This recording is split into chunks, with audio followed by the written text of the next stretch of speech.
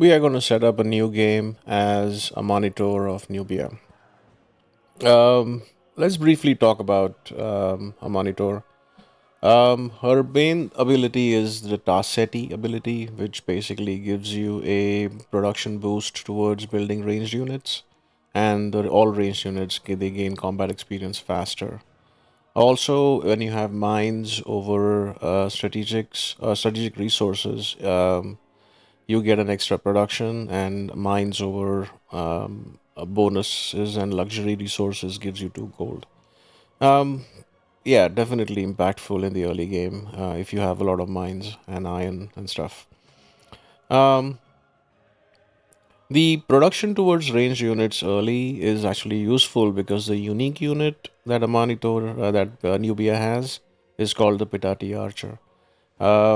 It's definitely stronger than the regular archer, and it's going to be useful in the early game. And pretty much can um, stand against a crossbow when it comes to it, but is obsolete by the time everyone else has crossbows and higher and stronger units.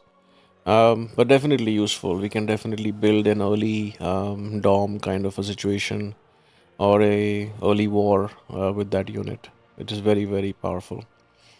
Um, the Kandake of Mero, which basically gives you a 20% production towards all districts, and it is 40% if there is a Nubian pyramid adjacent to the city center, which means Nubian pyramids, which are the unique tile improvement that Nubia can put down, is pretty much a must on in every Nubian city.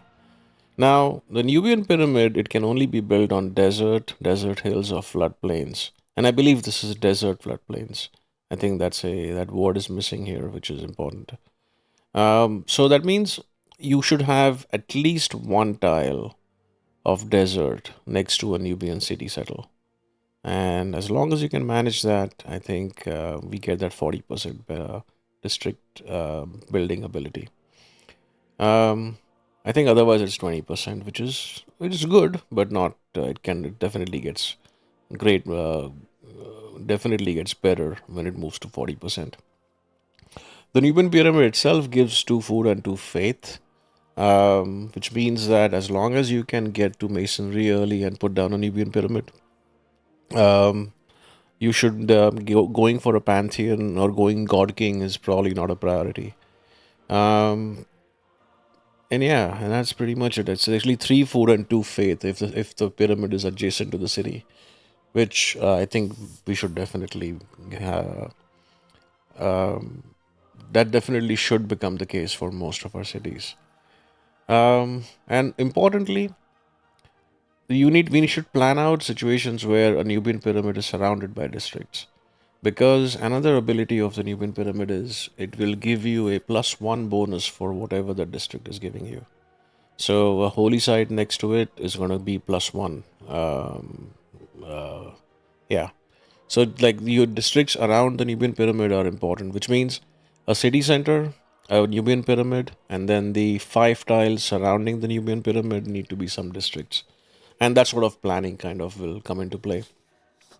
Should make an interesting game.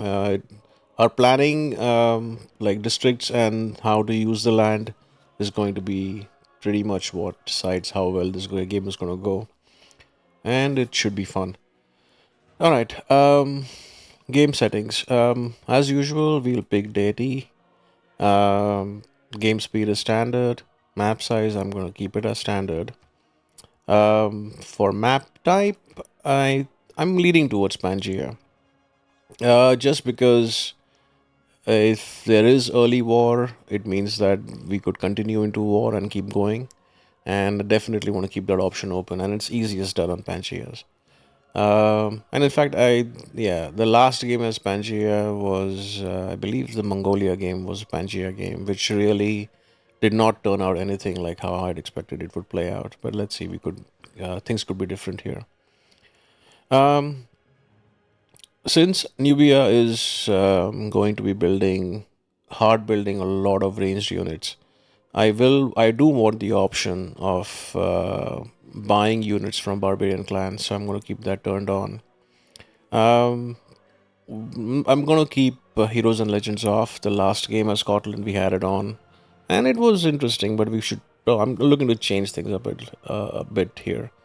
I'm going to keep monopolies and corporations off this game because uh, no matter how hard you try not to go for a culture victory does become viable when you have monopolies and corporations because it just makes the entire game or when with this mode on, the game just by default leans towards culture or a culture victory, and yeah, I think I'm going to do without it for this game.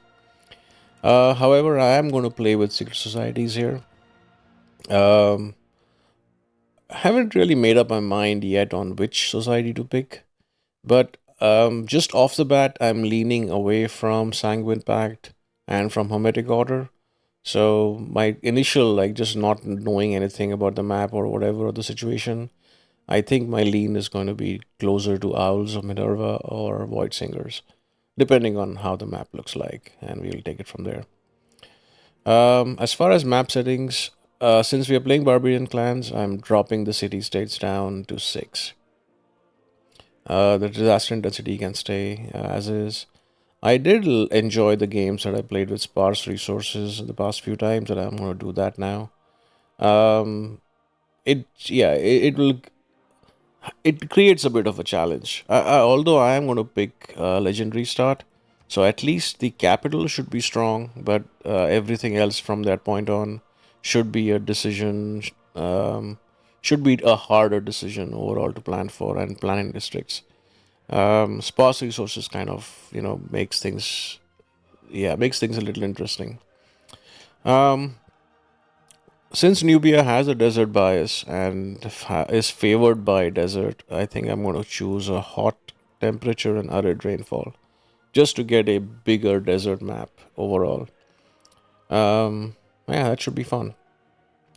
As far as AI is concerned, I'm definitely want to pick Mali, one of the Mali leaders. Let's see. Yeah, I mean, yeah, let's pick Sundia Takita, just for the either of them works. Mali is the only other civ in the game that has a desert bias and actually benefits from desert. So this should actually be pretty interesting. Besides Mali, I don't think I have any particular civ that we feel we need. But I'm just going to put a mix of civs that generally tend to be annoying. Um, yeah, I'm going to put Spain in the game. Um, I'm gonna put Rome in the game because yeah, can be fun. Um, who else? Let's put Australia in the game. Australia can be really annoying. Um, who else?